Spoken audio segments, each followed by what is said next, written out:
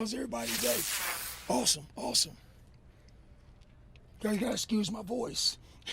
I've been talking loud. I haven't been yelling, so it's been good. Who have you been yelling at? No one. Oh. This group's been great, and it's been fun to coach them. They want to be coached, so I don't have to do a lot of yelling. I talk often because of the position I'm in, but it's been a great camp so far. When you got that defensive coordinator title, has the transition gone about as well as you thought it would? How is it going here through 5 practices? It has been, obviously this being my second opportunity at this position has been great. I've had a lot of years of experience preparing for this opportunity, so, I don't believe in the term ready.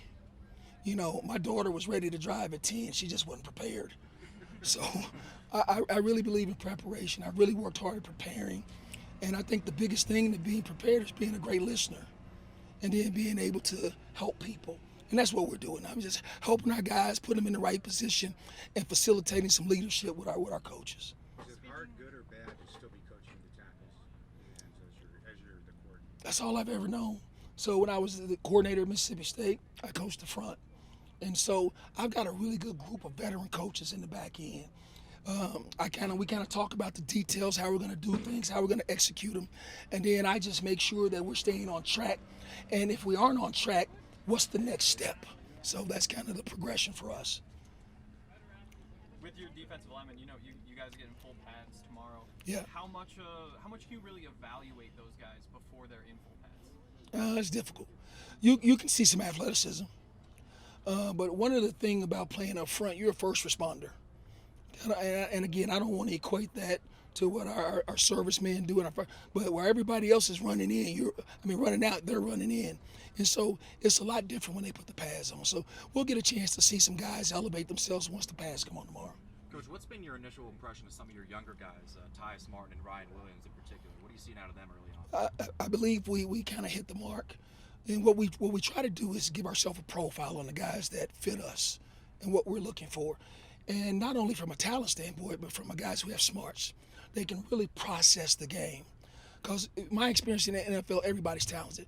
The guys that struggle are the guys who struggle to process. And so they are processing our systems well.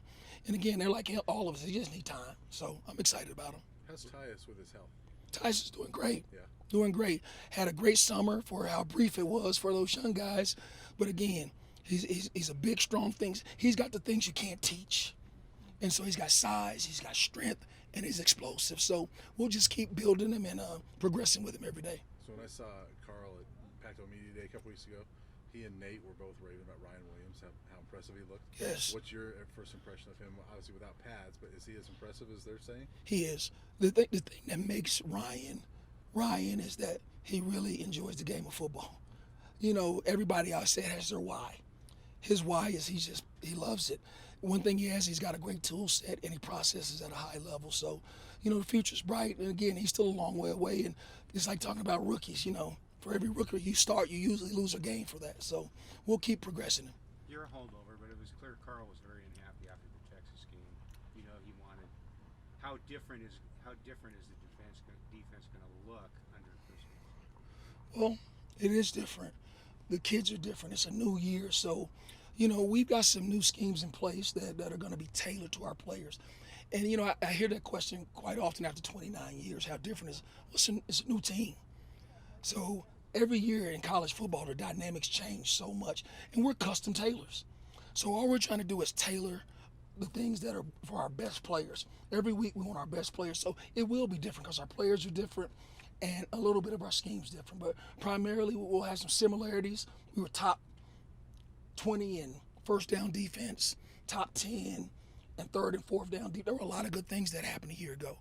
So I believe we're going in the right direction. Nate mentioned at Pac-12 Media Day that the new defense, he thinks you've simplified it a little bit. Do you agree with that? And if you do, then why?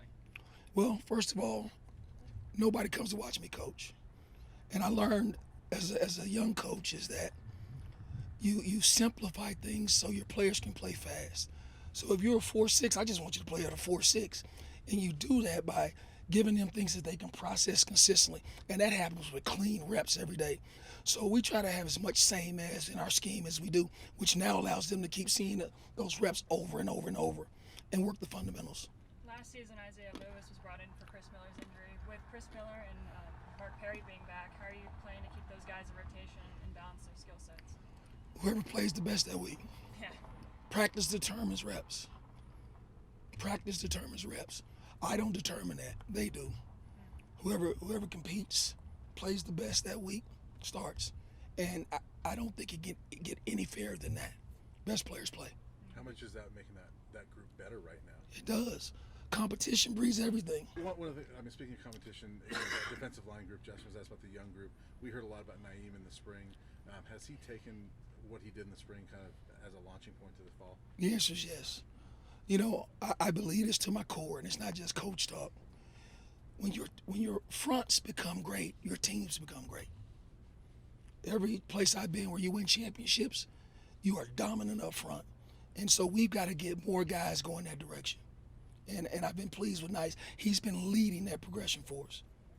Is Terrence Lane poised to be his upperclassman star for you, or is he already there? No, he's a work in progress. And I believe Terrence would tell you that. We got a lot of work to do. None of us are finished products, coaches, players, managers. You know, every day, and we got to find a way to improve this organization, this program. So that's our goal every day, is to focus on improving every day. Thanks, Coach. You guys are welcome. Thank you guys so much.